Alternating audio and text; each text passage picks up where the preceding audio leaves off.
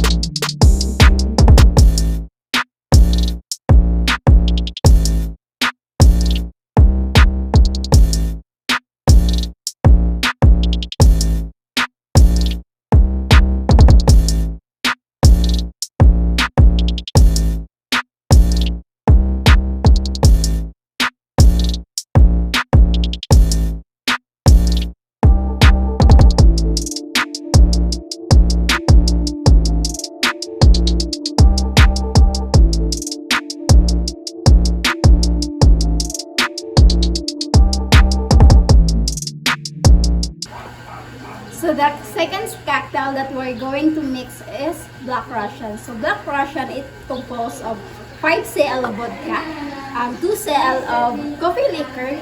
On the rocks, pour over ice. Then we will use old-fashioned glass.